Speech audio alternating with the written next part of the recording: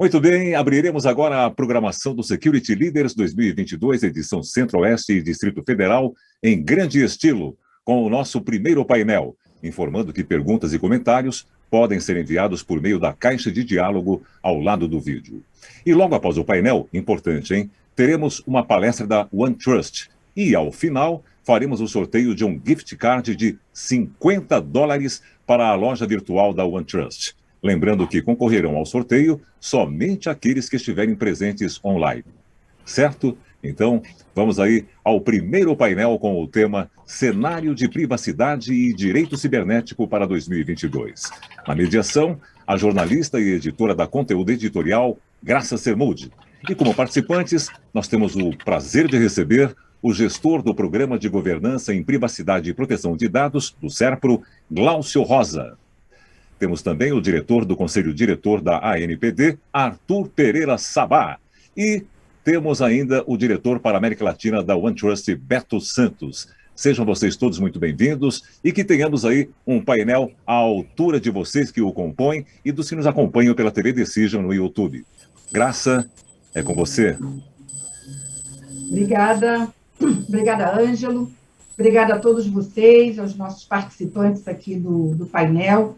Eu gostaria de pedir aí, antes para a gente começar o painel, trazer aqui já alguns comentários e participações aqui da nossa plateia, que eu acho muito importante, desde cedo, todos já estavam aqui, né, plugados e acompanhando o nosso evento. Então, um agradecimento, eu não consigo trazer todas as mensagens, tá, pessoal? Eu vou trazer algumas que vão simbolizar aí todos os comentários que nós recebemos. Então, um dos primeiros aqui foi o Gustavo Jonathan Rodrigues, da Supremanet, que está com a gente, agradeceu, da Embasa, o Odair José dos Santos também com a gente, o Ricardo Capozzi, o Jodson Martins de Oliveira, da AEGEA, vão participar desse evento, e o Joseph fez um comentário bem interessante, parabéns pela organização do evento, muito importante essa conexão para o compartilhamento da cultura de segurança, que é o nosso tema,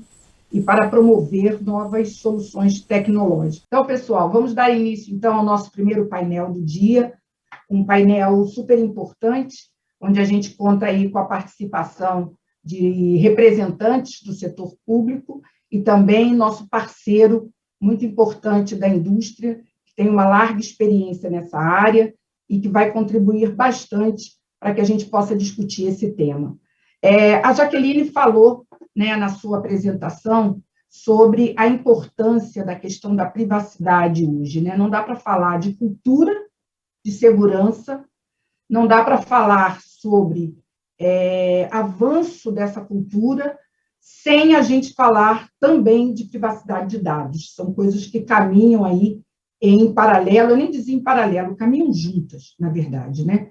Então, esse nosso primeiro painel, ele abre justamente essa grande discussão. E algumas perguntas que foram trazidas aí para a Jaqueline, acredito até que a gente possa trazer alguns desses tópicos aqui também para o nosso debate. Eu quero começar justamente avaliando o ano, né? Pensando, estamos no início do ano, e nós temos sempre uma expectativa em relação a tudo que vai acontecer na área de privacidade. Eu quero começar com o Glaucio, agradecendo, sabendo que o SERPRO hoje tem um papel fundamental, representa uma série de empresas, é um sustentáculo dessas empresas, e há uma expectativa muito grande, Glaucio, não só em relação às empresas públicas, mas principalmente as privadas, porque a gente está falando com toda a região centro-oeste, né, que é muito grande, em relação a qual é a expectativa que nós temos da atuação da Autoridade Nacional de Proteção de Dados, o que a gente espera dessa autoridade, quais são as grandes expectativas em relação à privacidade esse ano no Brasil. Então, eu queria, Glaucio, que você começasse explanando a sua opinião sobre isso, por favor. Claro. Bom dia a todos, bom dia, Graça. Queria, antes de tudo, agradecer o convite, né? Tarefa bem complexa, substituir o Sucupira, né? Ele teve uma intercorrência, enfim, então tentar fazer o papel aqui do encarregado do SERPRO, né, e trazer tentar acrescentar ao evento. Em relação à pergunta, né, sobre a expectativa do mercado, quem está envolvido nesse tema é sempre grande, né, em relação à atuação, manifestação da autoridade, mas a gente, desde que a gente começou a trabalhar com o tema, já lá em 2019, né, antes mesmo da lei entrar em vigor, da LGPD entrar em vigor, a autoridade ainda não estava em funcionamento, a gente já sabia que a gente ia ter que ter paciência, né? Porque realmente é um tema no Brasil um tanto novo, né? A autoridade é um órgão de governo, precisa se estruturar, o tema tem uma curva de aprendizado nem sempre simples, né? Tem pessoas que levam mais tempo, né? Eu trabalho com uma equipe aqui envolvida no tema, então tem gente muito boa de segurança, gente muito boa de risco, mas todas essas pessoas estão tendo que vivenciar uma nova temática que é muito multidisciplinar. Então, na autoridade não seria diferente, né? A autoridade está se estruturando, está acrescentando pessoas de muito conhecimento aos seus quadros e está começando a se manifestar e a gente está tentando buscar no mercado, principalmente fora do Brasil, né, referência, boa prática, imaginando que a autoridade não vai inventar também muito, né, não vai inovar muito, mas vai aproveitar, isso já está acontecendo na verdade, né, vai aproveitar muito do conhecimento que já tem lá fora, que já foi construído lá fora, principalmente na Europa, né, em função da cultura de privacidade que eles têm lá, mesmo antes da GDPR. Então, assim, a expectativa é grande, mas a gente precisa se adequar, precisa evoluir essa adequação e a gente vai aos pouquinhos conversando com a autoridade também e evoluindo no tema, né? Mas a gente entende perfeitamente que existe uma curva, existe uma necessidade de estruturação, então é um trabalho conjunto, né? Trabalhar junto com a autoridade para criar essa cultura e fomentar o tema. Perfeito, muito bom, Glaucio, passando aí suas impressões, e com certeza deixarei o Arthur Sabá para o final, acho que ele está com certeza acompanhando aí, ouvindo a expectativa, e eu quero justamente agora ouvir o Beto. Beto, você tem, bom, em primeiro lugar, né, muito obrigada, prazer você estar estreando aqui comigo no Security Leaders, que você esteja aqui muitas outras vezes, principalmente trazendo, nos apoiando num tema tão importante, né? O OneTrust aí fazendo um trabalho muito importante nessa área também. Beto, então a gente começa ouvindo um pouco você sobre essas expectativas, e você aqui está representando não só o setor público, mas também todas as empresas privadas da região, né? E você, eu sei que está aí no front, trabalhando aí no dia a dia com essas empresas e sabe de todas essas expectativas, né? Então, Beto, o que você tem para trazer para a gente de mercado, de como é a visão dos clientes e prospects aí que você atua em relação à Autoridade Nacional de Proteção de Dados? Mais uma vez, obrigado, Graça. Obrigado pelo convite, é um prazer estar aqui estreando, né? Mas obrigado, acho que muito bacana a parceria que a gente tem, né? Então, trabalhando juntos aqui. E na parte de educação, acho que isso é sempre o mais importante. Acho que eventos como esse são incríveis para a gente poder compartilhar conhecimento e aprender, né? A gente acaba aprendendo mais do que ensinando aqui. Então, mais uma vez, obrigado pelo convite. E o que eu vejo hoje, acho que muito do que o Glaucio falou, né? A gente vê a autoridade atuando assim, putz, é incrível o que ela consegue fazer quando você compara a autoridade na Europa com a autoridade aqui, o tamanho da infraestrutura que eles têm lá, dos recursos que eles têm, nem se comparam com o que a gente tem aqui. Então, a gente acompanha muito de perto, né, toda essa atuação da autoridade. Acho que teve uma fase inicial, aquela fase, né, fase 1 que a gente fala, que é uma fase de estruturação, de educação, e essa fase é contínua, né? Como o Glaucio falou, as situações vão evoluindo e você acaba tendo que se adaptar conforme a evolução, tanto do perfil do consumidor, da empresa, do mercado. Então, acho que essa fase de educação nunca acaba, né? É uma fase, acho que é contínua, esse é um grande trabalho da autoridade.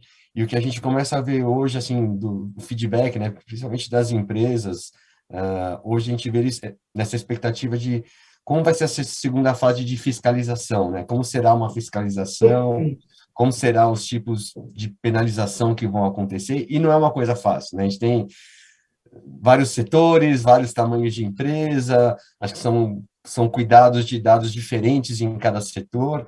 Então, acho que é uma fase um pouquinho mais complexa, né? Mas é um momento em que a gente está olhando que a gente está esperando agora da autoridade, né? Como que se estrutura isso, né? E claro que todos aqui estamos para colaborar também, mas acho que esse é o momento de entender, além da educação, né? Como se vai se dar, né? A parte de fiscalização e a parte de penalização, e é isso que hoje eu vejo muitas empresas se preocupando, né? Então, vamos nos organizar.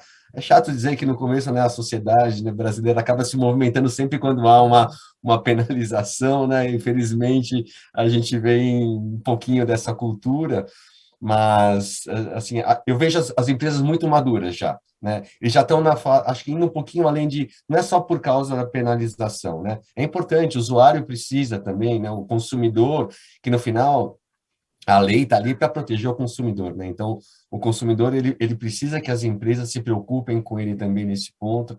Então, acho que o que eu vejo muito agora é esse momento, né? De uma contínua educação por parte da autoridade, né? É importante a gente ter as informações, mas também como que a gente se prepara para esse segundo momento de como será a fiscalização, como será as regras de penalizações, né? Acho que isso é o que as empresas estão tentando se preparar para receber esse guide por parte da autoridade, né? Perfeito. Excelente, bastante complementar a colocação do Beto, né? A grande expectativa que o Glaucio colocou e a importância dessas definições e dessa atuação. Também o desafio, óbvio, que a gente sabe que existe, mas uma expectativa também bastante específica em relação à fiscalização e à atuação mais direta com relação a multas e tal, porque, como o Beto colocou, a gente sabe que, infelizmente, né, acaba sendo realmente um fator de pressão. Então, eu quero trazer Arthur Pereira Sabá, nosso companheiro, já posso dizer assim, queridíssimo participante do Security Leader, sempre conosco, agora aqui na nossa roda, no nosso painel, e respondendo aí as questões e debatendo com os nossos convidados e também com vocês, a nossa plateia. Arthur, eu nem preciso falar da primeira pergunta para você, né? Acho que já ficou claro aqui, pela colocação do Glaucio e do Beto, que há realmente uma expectativa. E eu me lembro que no ano passado, quando nós estávamos no Security Leaders Nacional, num bate-papo sobre também esse desafio, você havia falado um pouco dessa agenda da autoridade para esse ano. E havia aí nessa agenda alguns pontos realmente que eram referentes, inclusive, a esse primeiro semestre do ano, e estava muito relacionado à questão da fiscalização e da multa. Eu queria que você falasse um pouquinho para a gente desse cronograma e dessa expectativa que existe no mercado hoje. Muito obrigado, Graça. Eu gostaria de dar bom dia a todos os colegas de mesa, né, e a todos aqueles que nos acompanham. E o meu propósito, exatamente, né, baseado nessa pergunta da Graça, no que foi colocado aqui, é dizer exatamente o que a autoridade está fazendo agora, né, que é o que se quer saber, né, é o que eu posso trazer. Né? Lei, você sabe melhor do que eu, não vou querer ensinar lei. Né? Agora, o que a autoridade está fazendo agora? De fato, a autoridade ela tem trabalhado em 3 frentes. Né? Primeiro, para cumprir sua agenda regulatória, né? São temas que ainda têm que ser regulamentados. Né? Nós temos, que foi citado aqui também, as ações de fiscalização. Né? Essas ações elas já começaram, mas em 2000, aqui agora em janeiro de 2022, com maior assertividade, com maior, vamos dizer assim, maior energia, né? Maior atenção ao foco, com grande ênfase nisso, e também a autoridade também atua para o seu próprio fortalecimento institucional, né? Porque para dar conta do país inteiro ela tem que ser mais forte do que hoje ela é. Nem que seja em termos de sua independência financeira, além da técnica e decisória que ela já possui, mas ela tem que ter mais pernas, literalmente, né? Para poder, né, dar conta de tudo. Com relação à nossa agenda regulatória, temos temas bastante interessantes aí que temos que cuidar ainda, né? Direitos titulares, por exemplo, né? Comunicação de incidentes, relatório de impacto, transferência internacional, encarregado, e eu estou falando assim daqueles temas que são resoluções, tá? Serão frutos de normas mesmo. Tá? Tem os outros que são guias, mas eu estou falando de norma. Né? E o encarregado, como disse, e a nossa famosa conhecida dosimetria, né? Porque sem a norma de dosimetria de aplicação de sanções, não podemos aplicar nenhuma sanção administrativa.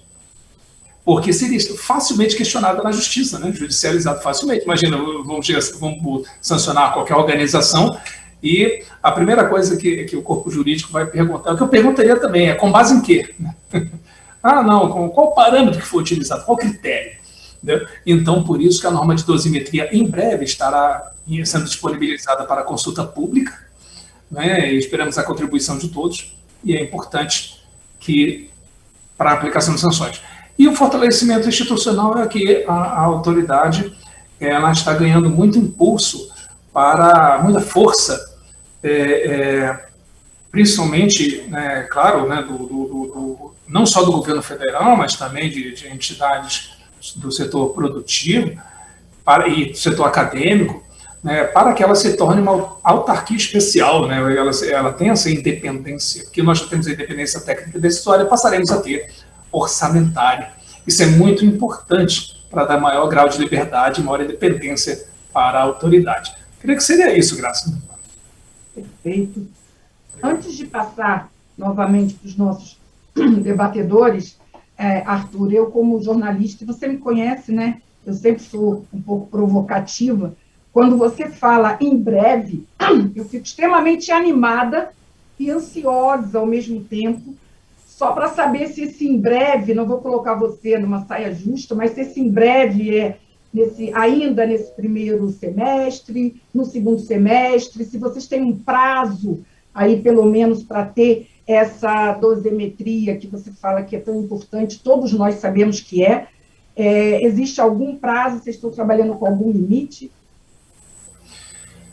Eu acredito, Graça, que essa norma de dosimetria ela deve ser colocada em meados do início ou na primeira quinzena de abril.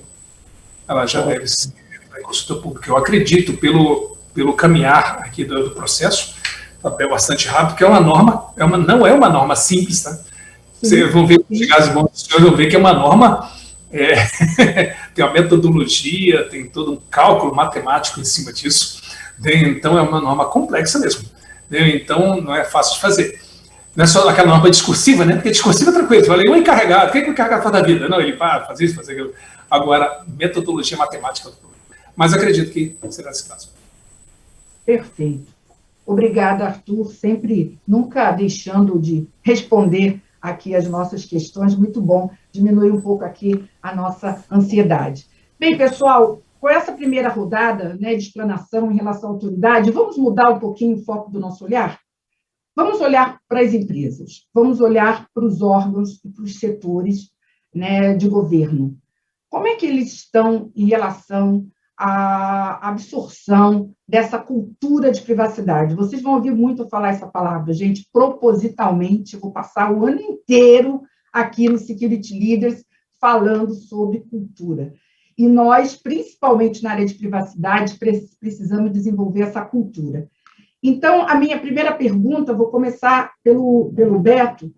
Beto, na sua opinião, houve uma evolução nessa questão da privacidade de dados, aí olhando esses dois ambientes, esses dois setores que formam aqui o nosso público, tanto o setor de governo quanto as empresas privadas? Você percebe isso no seu dia a dia, na atuação nessa área? A gente vê sim, Graça. E depois aqui, aliás, a gente vai ter uma apresentação do OneTrust logo na sequência do painel, que é justamente a gente mostrando um case de uma empresa da região, da Fiagril. Que bacana. Então, já fica o spoiler aí, né? Já para segurar a plateia aí para um case sensacional logo depois. Já fica aí um convite para o pessoal. Mas as empresas realmente têm, a gente vê uma evolução dos dois lados, Graça, tanto no setor público quanto no setor privado. Acho que essa preocupação, e acho que foram dois momentos, né? A atuação, né, da autoridade e toda a divulgação da LGPD, acho que não só moveu as empresas, mas como moveu também o consumidor. O consumidor começou a sentir que ele é dono dos seus dados, né? Ele, no final de tudo, o objetivo é proteger os dados, né, e a identidade do consumidor. E quando o consumidor também começa a se mover, deixa de ser apenas uma obrigação da empresa de seguir uma lei, se adequar a uma lei, mas também atender ao seu consumidor. Então, a gente vê muito as empresas se evoluindo. Eu preciso atender o consumidor independente da lei. É isso que a gente sempre gostaria que fosse, né? Independente de ter uma lei ali, é a identidade do consumidor. Eu vou além, não é? Quando a gente fala de privacidade, é colocar a identidade do consumidor em primeiro lugar. Né? E isso é a privacidade. Na hora que você cuida dos dados, você está respeitando o consumidor como indivíduo, a identidade dele que está ali. Então, realmente a gente vê empresas de todos os portos. Acho que isso que o que nos chamou muito a atenção aqui na interessante. Que empresas de todos os portes se movendo para ter uma política de privacidade, desde que seja um controle, independente de ter uma solução ou não precisa nem ter uma solução como a nossa, mas eles terem seus processos de privacidade, como que eu cuido dos dados, por que que eles começam a pensar, por que que eu estou coletando esse tipo de dado? Né? Eu precisaria realmente dessa informação? Eu estou coletando dados a mais do que eu realmente preciso? Eu vi muitas empresas se questionando, né? Por que que eu tenho esses dados aqui? Eu nem precisaria ter esses dados. Então, empresas de todos os portes tendo a sua preocupação, buscando educação. Acho que educação é o grande ponto, acho que isso é o principal, que até nós aqui como OneTrust, independente de ser uma empresa que vai auxiliar as empresas na sua jornada, é a parte de educação. Né? Educar a empresa, como que eu faço? Porque normalmente a empresa chega e pergunta, qual é o primeiro passo? Né? O que eu preciso fazer? Né? E o que a gente fala para as empresas é, primeiro, olhem realmente que tipo de dados que vocês estão coletando, por que vocês estão coletando esses dados? Então, é muito mais na educação, independente de se você vai ter uma ferramenta ou não vai ter uma ferramenta, é você olhar para dentro da empresa, entenda que dados que você tem, por que você tem esses dados, e a gente vê um movimento das empresas nesse sentido. E o setor público ainda mais, a gente vê hoje, né, desde ministérios e grandes órgãos do governo, né, buscando aí e se colocando assim, nós temos uma política de privacidade, estamos nos adequando, então eu vejo atuação muito forte dos dois lados, tanto no setor público quanto no setor privado, em busca de uma adequação para atender não à lei somente, mas ao direito do consumidor de preservar a identidade dele. Ótimo, ótimo, Beto, muito bom você trazer essa sua percepção, justamente por você estar atuando com essas empresas. Me chama a atenção dois aspectos na fala do Beto. Primeiro, empresas de todos os portes, que isso é uma coisa muito importante. A gente sabe hoje que a economia gira em torno de ecossistemas, então, e a questão da privacidade, principalmente, nós assistimos casos aí de vazamentos que envolvem terceiros. Nós temos, inclusive, um painel também hoje falando sobre ecossistema e a importância dessa cadeia. E, ao mesmo tempo, também, outro fator importante é essa percepção desse amadurecimento partindo da educação. Né? O que eu preciso fazer em primeiro lugar? Olhar para os seus dados, né? Entender qual é a importância deles e trabalhar essa questão da educação, da conscientização e da cultura. Muito bom. Glaucio, eu vou com você avançar mais uma escala. Além dessa percepção, que eu queria que você comentasse também, ao mesmo tempo, vou fazer um contraponto. Né? Nós assistimos aí, infelizmente também, muitos incidentes, temos assistido muitos incidentes. Né? Na fala anterior da Jaqueline, ela até frisou isso, não é se, né? É quando seremos atacados. E eu percebo cada vez mais que quando um incidente acontece, a empresa corre logo para dizer, olha, houve incidente, mas não teve vazamento de dados pessoais. Opa!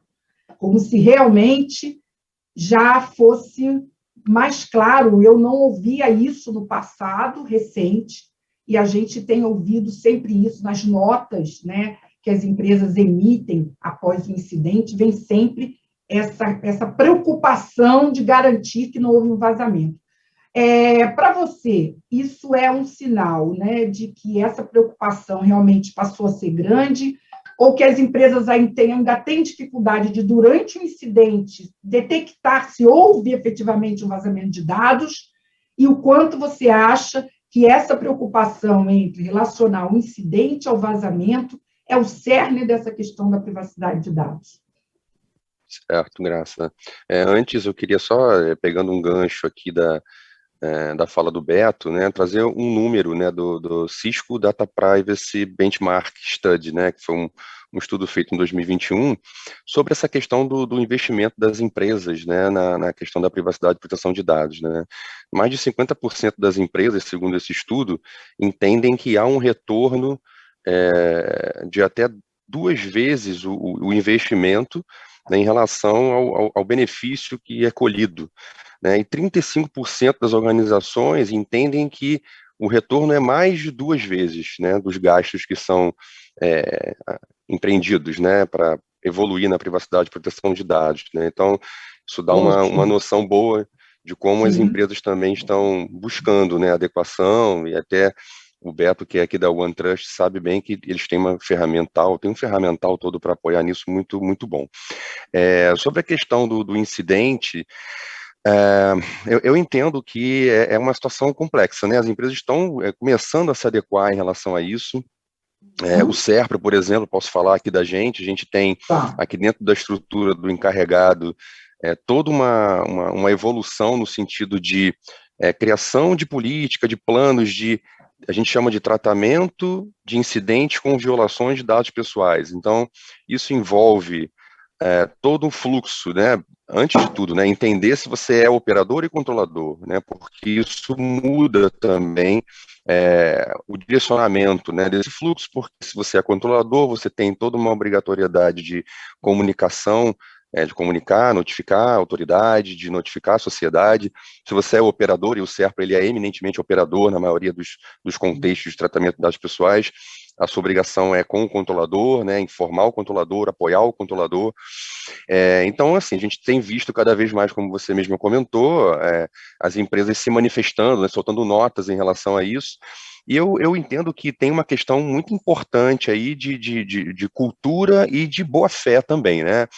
A autoridade, como a gente já comentou, pegando o gancho lá da primeira pergunta, ela está se estruturando. Então, aquele paradigma de controle, né, fiscalizatório, de comando e controle, ele não é possível, né? A gente precisa se adequar e demonstrar que está adequado. Então, a boa-fé é essencial nesse meio. Você comunicar realmente o que está acontecendo e, inclusive, informar o titular, no caso, se for um consumidor, quais medidas ele pode adotar para poder se proteger de qualquer dano ou impacto em relação a isso. Então, de qualquer forma, é um tema que está em evolução em todas as empresas, né?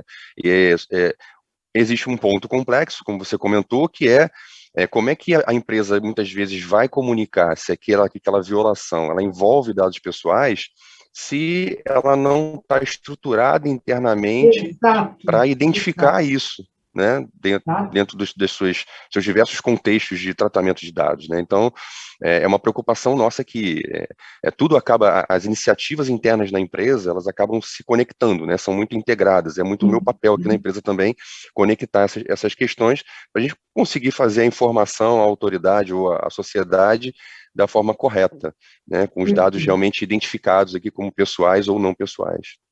Ótimo, ótimo. Acho que esse tema ficou super bem tratado aqui pelos representantes, eu diria, aí do mercado. Arthur, eu queria que você comentasse, mas tem uma pergunta aqui interessante, na verdade tem várias para você, né? Eu vou fazer um resuminho aqui, mas o Franklin Jefferson dos Santos do SERPRA, que está nos acompanhando, ele pergunta o seguinte: como será realizado a fiscalização né, a fiscalização e investigação de incidentes com dados pessoais no âmbito público? Arthur, tem alguma questão que você possa falar específica sobre esse setor? Eu trouxe essa pergunta pela quantidade, né, de pessoas desses setores que estão nos acompanhando pela internet. Então, vieram várias perguntas específicas sobre o setor público, Arthur. Sim, excelente pergunta do Jefferson, né? O que acontece? A autoridade, ela pode atuar, e eu não falo nem somente com relação aos órgãos do poder público, não. Ela pode atuar aos do setor produtivo, privado, acadêmico, privado, perdão, também pode. O que acontece? Nós podemos atuar ou por ofício, ou seja, por decisão que nós resolvemos, realmente por iniciativa própria, resolvemos fiscalizar determinado agente de tratamento, ou nós podemos atuar porque fomos provocados por meio de uma denúncia, ou podemos atuar caso surja, o que acontece bastante, caso surja alguma notícia, por exemplo, na mídia, que a gente fique sabendo de ou alguém reporte algum tipo de comprometimento de dados pessoais em virtude de em consequência de algum incidente de segurança. Né? Então, nós podemos atuar dessa forma. Agora, para nós, hoje, na atual configuração da autoridade, devido ao pouco número de pessoas que nós temos na nossa fiscalização, e ela foi o setor que mais cresceu ultimamente, foi o setor de fiscalização, mas mesmo assim, nós temos uma série de restrições. Né?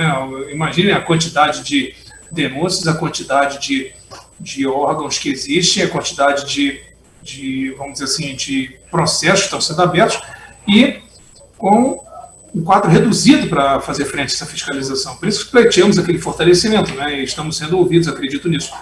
Agora, nós podemos atuar dessas formas, né? Ou por ofício, ou motivados por alguma denúncia, né? Ou porque vimos alguma coisa na mídia e atuamos. Agora, é muito difícil que a gente saia, né, fazendo a atividade de supervisão, né? Essa é mais difícil, né, hoje em dia, com o atual cenário que nós temos. Perfeito, Arthur. Muito bom, excelente, respondeu aí uma série de questionamentos específicos a esse setor, mas a todos os setores em geral, né? Vamos para uma última rodada rapidinho, nosso tempo aqui corre muito, e são muitos assuntos, mas eu quero, nessa última rodada, não deixar de falar, começando pelo Beto, sobre o lado positivo disso, né? A privacidade by design, ou até by default, né? A questão da confiança, a questão desses elementos que são fundamentais quando você estabelece um modelo, né, de privacidade dentro da sua organização, seja pública ou privada, o quanto que isso é importante. Pensar na privacidade já desde o início, ter a privacidade como algo que já esteja presente numa ação, num projeto, e a dificuldade de implementar isso numa organização muito grande, com um legado, né, com uma trajetória, com uma história, com processos tão arraigados, Beto. Como é que a gente resolve essa equação? Acho que esse acho que a gente tem ouvido muito falar nisso, né? O que é privacidade by default, privacidade by design, né?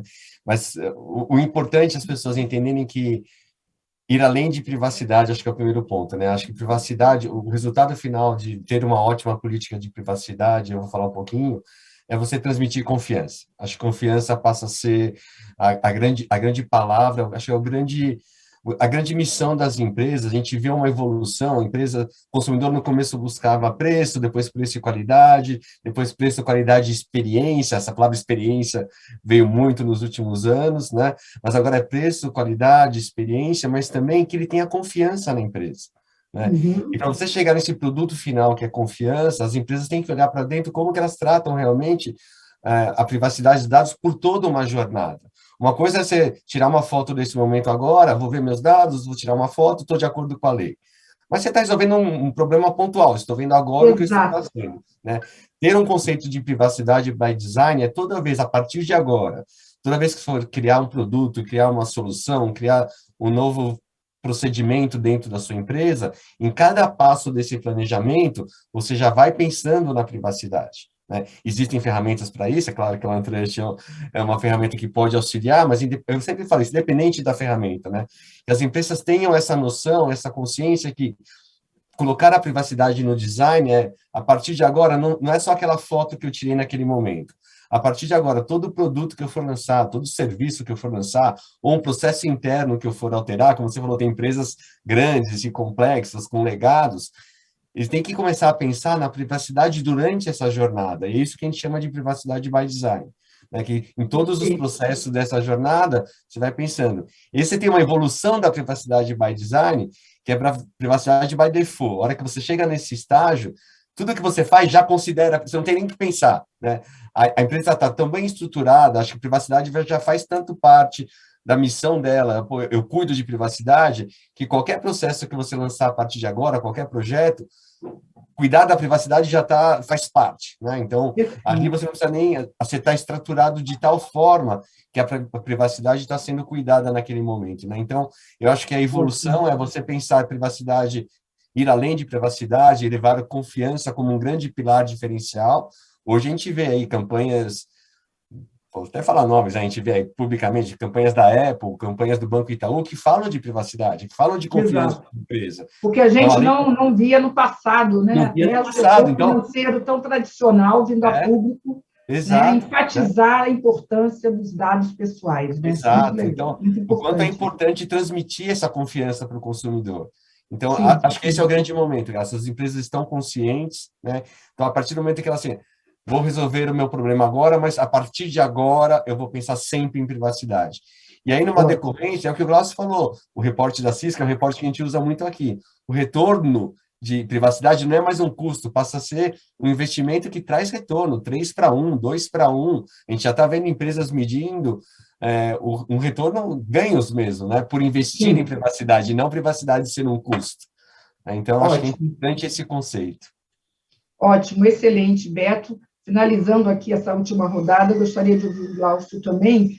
Glaucio, um pouquinho mais rápido, para a gente não estourar muito tempo, mas eu queria enfatizar com você justamente essa questão que eu coloquei para o Beto. O Beto mostrou, né, que as empresas devem passar a incorporar isso para que as ações, a partir daquele momento, tenham, de forma intrínseca, a questão da privacidade, mas o pessoal insiste, desculpem aqui, que o setor público, o Glaucio, tem uma trajetória, tem empresas muito tradicionais, muito grandes, né, com muito legado. Então, o quanto você acha que se dá para criar uma linha divisória entre esse passado e esse futuro? Como é que faz essa virada de chave? Sim, então, só complementando o Beto, né? Privacidade e proteção de dados, a gente fala isso aqui dentro, quando faz também as apresentações, né, dentro desse processo de comunicação, de criação de cultura, né, é oportunidade de negócio, né, não é só obrigação legal, né, então, e isso é corroborado pela pesquisa da Cisco que a gente comentou, cada vez mais, né, e assim, Graça, trazer privacidade by design, by default, para dentro de uma organização como o Serpro, né, uma organização de mais de 50 anos, enfim, uma empresa pública, a gente brinca, né, abre aspas, né, é mover o transatlântico, entendeu? Com a mão, né, puxar, assim, não é simples, pois é, então assim, você consegue, e quando a gente está falando disso, o Serpro é uma empresa eminentemente de tecnologia, né, de desenvolvimento de sistemas, a gente tem um legado enorme, né, você adequar esse legado, né, já não é mais by design, né, by default, só se for uma evolução do sistema, é muito complexo, né, depois que está tudo já estruturado, né, sistemas de governo, enfim, então é muito complexo no legado, né, e no que está começando, né, está sendo iniciado o ciclo de vida, lá desde a prospecção, concepção, também é difícil, porque a empresa tem já suas estruturas e suas áreas de negócio já com suas atividades, e você é da área de privacidade, você tem que entrar ali e tem que falar para o cara, olha, você tem que internalizar novas práticas aqui. Né? Não, mas eu não tenho gente, eu não consigo... Mas a gente precisa caminhar, então vamos devagar, vamos começar assim, fazendo um levantamento de algumas informações, né, de privacidade. Então, qual é a finalidade desse tratamento? Quais são os dados pessoais aqui? Você tem autorização para tratar esses dados? E assim vai caminhando dentro do ciclo de vida do produto, você vai incrementando isso até lá na ponta você conseguir atender os princípios da LGPD, por exemplo, a transparência, né, o próprio princípio da necessidade. Então, privacidade by design, by default, está muito relacionado com isso. Não é tarefa fácil, né, mas... é um processo contínuo, né, de melhoria contínua que está caminhando. Perfeito, ótimo. E, Arthur, para encerrar, muitas perguntas aqui, e eu queria que você deixasse uma mensagem, mas também se puder responder essa pergunta, né? Enquanto a dosimetria está sendo estabelecida, empresas que cometeram infração estão impunes, Arthur? Então, hoje a gente vê que tem outros órgãos, né? Procon atuando, eu já estou até respondendo aqui, porque a gente acompanha no dia a dia e tem visto, né, que essa visão da impunidade, hoje, até como eu falei, Arthur, a preocupação das empresas em falar, não vazou o dado pessoal e tal, já mostra que existe sim uma penalidade, né? até do ponto de vista da imagem da empresa hoje, né? Então, eu queria que você deixasse essa mensagem final, Arthur, de que é importante, sim, que enquanto a dosimetria não chega, não quer dizer que, né, Arthur, as empresas estejam imunes, né? Exatamente, em absoluto. Nós temos uma ideia, nós temos mais de 360 processos abertos. Enquanto a norma de dosimetria não chega, esses processos já estão abertos e com seus processos de averiguação em andamento, né? Estão só esperando a dosimetria. E para alguns não tem perdão não, porque a gente chega e pergunta, cadê o seu encarregado? Não é que a empresa responde que não tem, a empresa às vezes nem responde, entendeu? Ou seja, está testando, né? E não vai ter um bom fim. Eu já digo isso porque nós temos que preservar e zelar pelo direito do titular de dados pessoais. E só para concluir, eu diria, é muito interessante porque tem empresa que chega para a gente e fala assim, vamos fazer o seguinte, vamos zerar e me dá um prazo para a gente, o quê? 1 semana, 2 semanas para a gente se adequar? Meu amigo, o prazo foi dado pela lei, 18 de setembro de 2020, entrou em vigor.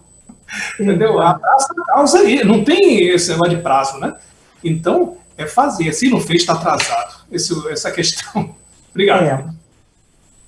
Ótima essa mensagem final aqui do Arthur, excelente também, ótima participação do Beto, agradeço bastante, temos aí na sequência um case bem bacana. Glaucio cumpriu super bem, convidadíssimo, substituiu aí de forma muito, muito honrada aí para a gente, e eu agradeço bastante o Sérgio sempre contribuindo com a gente. Arthur Sabá, um grande abraço, boa sorte aí, eu sei que o desafio é grande e a expectativa também. Pessoal, continuem com a gente, Security Leaders Brasília e Centro-Oeste está sensacional. Não é, Ângelo? É isso aí, parabéns, Graça. Obrigado e parabéns também aos nossos convidados do primeiro painel que trouxeram aí a sua visão sobre o cenário de privacidade e direito cibernético para 2022.